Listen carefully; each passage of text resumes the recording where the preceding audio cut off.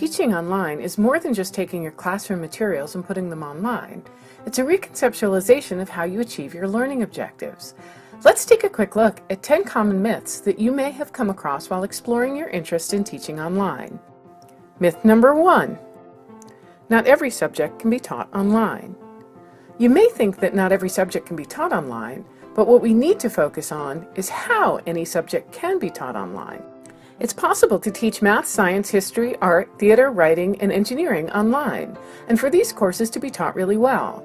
The key is careful planning in advance to be sure that your course content is engaging, that you design learner-centered activities that promote effective collaboration and interaction, and that you provide efficient and authentic feedback and assessments to help students successfully achieve your learning objectives and master skills and competencies. Yes, even dance can be taught online. Myth number 2. Teaching online will take me less time than teaching in the classroom. While it won't take less time, the first time you teach online, it may take a little more time as you get familiar with the technology and figure out how to use the environment most effectively and efficiently. You can't just show up for class in the online space. It's also not recommended that you try to build your plane while you're flying it.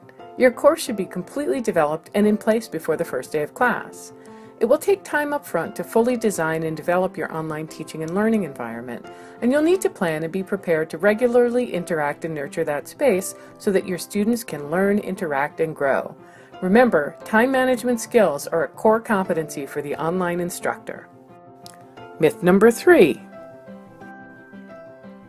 I need to master every tool and technology available in order to teach online.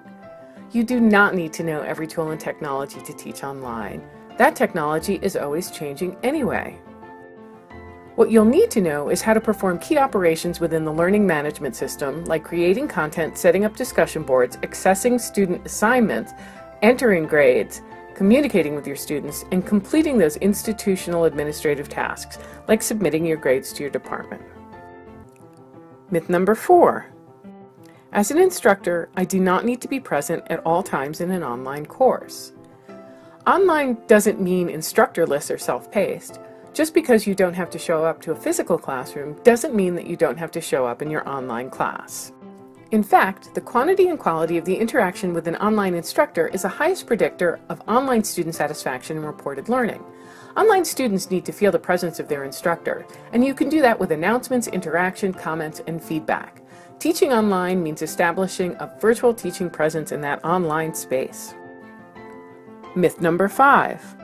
There is no way to really get to know my students in an online class. Research shows that students and faculty actually get to know each other very well in online classes. The key is setting up avenues for interaction with your students and opening up conversation spaces online where students can express who they are and feel confident to share their opinion. You can create avenues to connect with your students within your course, such as designing ice-breaking activities, question forums, and class community areas.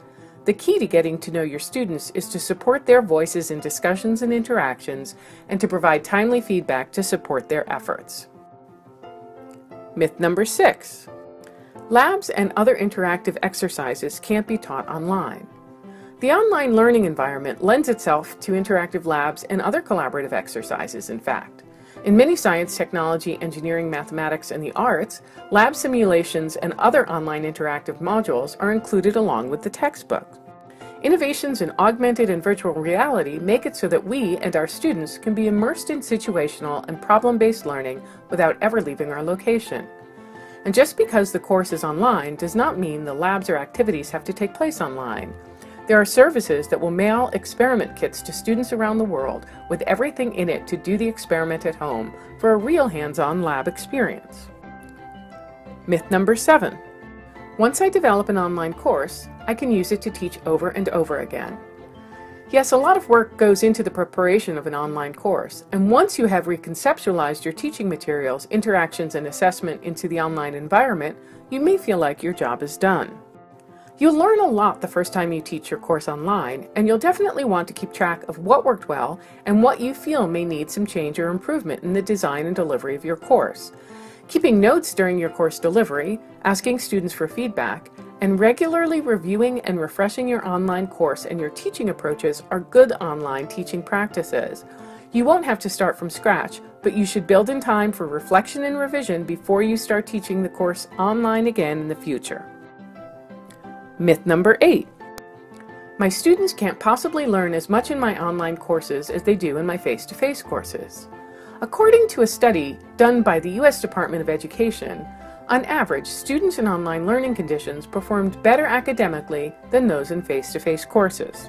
Many students select online courses and programs because they want more flexibility and are self-motivated to succeed in the online space. The key is a well-designed and facilitated online course that presents content in an effective and engaging manner that supports and facilitates online learning interaction and collaboration, and that provides effective and authentic online feedback and assessments. Myth number 9. There is no way to personalize student learning in an online course. Online learning platforms are powerful tools that can provide data on student progress. Analytics that are built into our learning management systems enable us to review learner performance against set criteria and help create personalized pathways based on that performance.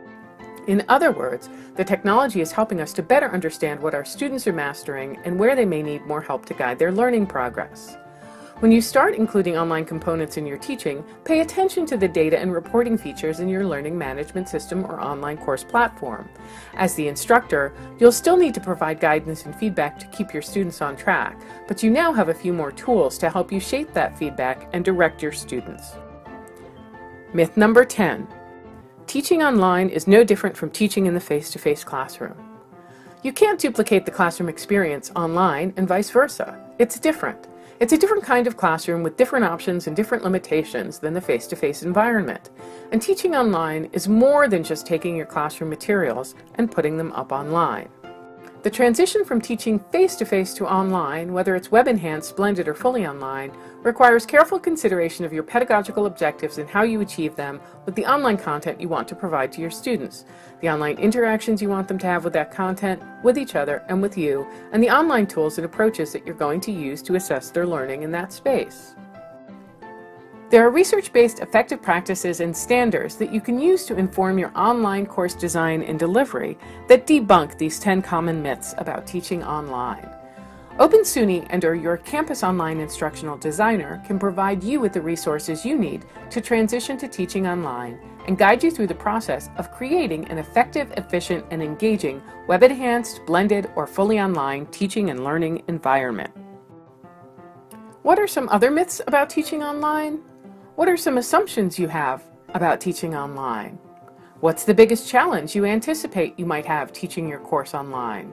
And what's the biggest challenge you anticipate your students might have in your online course? Join us in the COAT community to answer some of those questions and follow up on effective practices for teaching and learning online at Open SUNY.